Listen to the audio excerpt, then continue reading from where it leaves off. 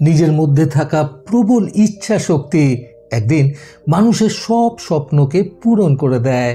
বন্ধুরা, এই অসাধারণ প্রসঙ্গটাকে কেন্দ্র করে আজকে আমি আপনাদের সুন্দর একটি গল্প শোনাবো। চ্যানেলে নতুন হলে সাবস্ক্রাইব করতে ভুলবেন না এবং অবশ্যই গল্পটি ভালো লাগলে একটা লাইক আশা করব। সঙ্গে থাকুন ভিডিও শেষ পর্যন্ত। আপনারা কোথা থেকে ভিডিওটি দেখছেন আপনার নাম সমেত ভিডিওতে কমেন্ট করুন, যাতে রবিবার গল্পে আপনার নাম উল্লেখ করে আপনাকে ধন্যবাদ জ্ঞাপন করতে পারি। আজ থেকে প্রায় বহু বছর আগের ঘটনা। 1940 সালে আমেরিকার একটি দিন আনা দিন খাওয়া পরিবারে জন্মগ্রহণ করে একটি মেয়ে। তার নাম ছিল উইলমা গ্লোরিয়ান রুডলফ। তার বাবা ছিলেন পেশায় একজন কুলি এবং মা ছিলেন পরিচারিকা। সব মিলিয়ে মোট 22 জন ভাই বোনদের মধ্যে উইলমা ছিলেন 19তম। বেশ কষ্ট করেই টানাপোড়েনের মধ্য দিয়ে তাদের সংসার চলত। তার উপরে তারা ছিল অস্পৃশ্য প্রজাতির মানুষজন। সেই সময় আমেরিকায় এই অস্পৃশ্যতা এক চরম মাত্রায় পৌঁছে গিয়েছিল। ধর্ম বর্ণ নিয়ে ভেদাভেদ সেই সময় তীব্র মাত্রায় দেখা যেত। ফলে ছোট থেকেই উইলমা তার নিজের জীবনে নানান রকম প্রতিযোগিতার সম্মুখীন হয়ে এসেছে। বড় হয়ে যাওয়ার পর যখন সে বুঝতে শেখে, তখন থেকেই কোনো সমস্যাকে সে আর সমস্যা বলে মনে করেনি। যে কোনো সমস্যার কঠোরভাবে মোকাবিলা করতে সে কখনো পিছপা হয়নি। উইলমার যখন মাত্র 2.5 বছর বয়স, তখন সে ভীষণ বাজেভাবে পোলিও রোগে আক্রান্ত হয়ে পড়ে এবং এই পোলিওতে আক্রান্ত হয়ে তার একটি পা নাড়াচাড়া করা বন্ধ করে দেয়। অনেক চেষ্টা করেও সে আর তার পাটাকে নিয়ে কিচ্ছু করতে পারত না। সারা শরীরের মধ্যে পাটা তার পুরো অসাড় হয়ে গিয়েছিল। উইলমার মা খোঁজ নিলেন তাদের বসতি থেকে প্রায় 50 মাইল দূরে একটি হাসপাতাল রয়েছে, সেখানেই শুধুমাত্র এই রোগের চিকিৎসা করানো যাবে। ফলে তিনি সেখানে গিয়ে যোগাযোগ করলেন এই সংক্রান্ত ব্যাপারে। সেখানে গিয়ে তিনি জানতে পারলেন যে প্রত্যেক দিন উইলমার অকেজো হয়ে যাওয়া এই পাটার চিকিৎসা করতে হবে। তাই তিনি বাড়ির লোকেদের সাথে কথা বলে ঠিক করলেন যে 5 দিন বাড়িতে রেখে চিকিৎসা করানো হবে এবং বাকি 2 দিন হাসপাতালে নিয়ে গিয়ে উইলমার চিকিৎসা করানো হবে। তার মা নিজের পরিচারিকার কাজটাও ছেড়ে দিতে বাধ্য হয়েছিলেন শুধুমাত্র এই ছোট্ট মেয়েটির দেখাশোনা করার জন্য।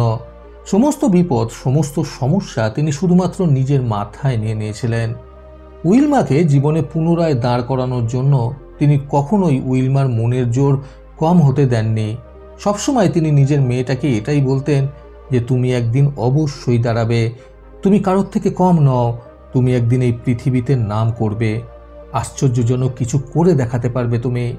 এরপর দীর্ঘ 5 বছর উইলমার এই রোগের চিকিৎসা চলতে থাকে। মেয়েটির মনের জোর আরও বাড়িয়ে তোলার জন্য উইলমার মা তার ছোট্ট মেয়েটিকে একটি স্কুলে ভর্তি করিয়ে দেন।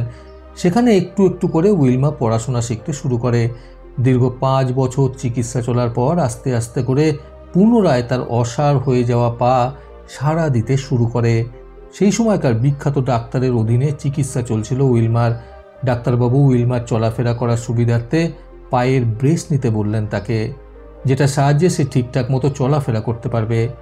ডাক্তারবাবু উইলমার মাকে বলেই দিয়েছিলেন যে ব্রেস ছাড়া উইলমা কোনো দিন ঠিকঠাক মতো চলাফেরা করতে পারবে না, এটা কখনো সম্ভবই না। ডাক্তারদের পরামর্শেই মেয়েটি অধিক উচ্চতায় হিলযুক্ত জুতো পরা শুরু করে এবং সে নিজের শখ পূরণ করার জন্য বাস্কেটবল খেলতে শুরু করে। বাস্কেটবল খেলার জন্য সে যখনই কোর্টে যেত, তখনই সে ভয়ে প্রায় কুঁকড়ে যেত। কিন্তু যেদিন সে কোর্টে যেত, সেদিনই সবাইকে অবাক করে দিয়ে প্রচণ্ড ভালো বাস্কেটবল খেলে বেরিয়ে আসতো উইলমা।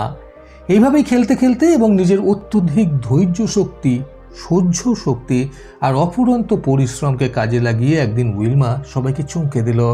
তার চিকিৎসা করা ডাক্তারের কথাও সেদিন ভুল প্রমাণিত হয়ে গেল। অসম্ভবকে সম্ভব করে দেখালো উইলমা। ব্রেস ছাড়া একা একাই নিজের পায়ের জোরে হাঁটতে শুরু করলো সে।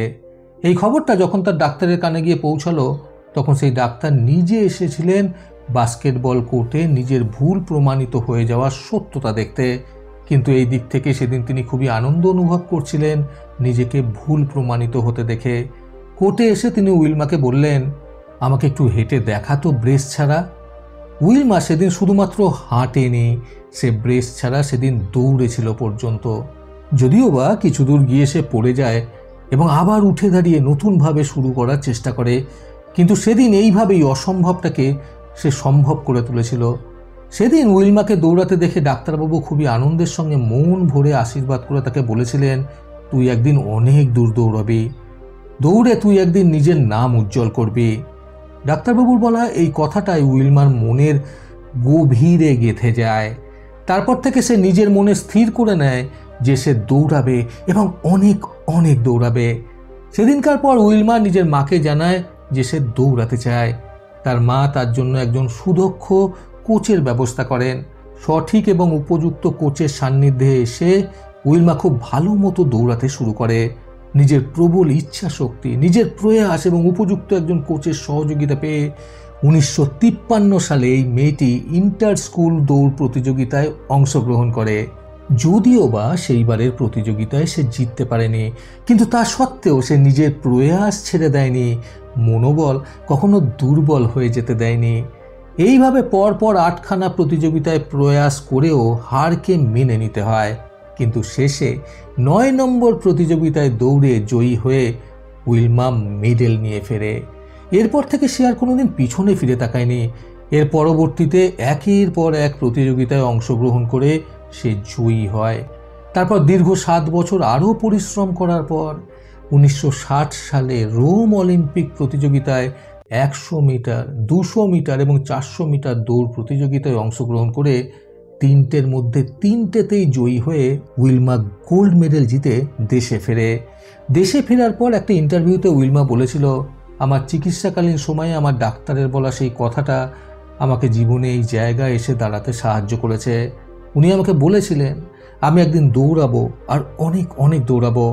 আজকে সেটার উপরে নির্ভর করেই আমি নিজেকে এই জায়গায় দাঁড় করাতে পেরেছি।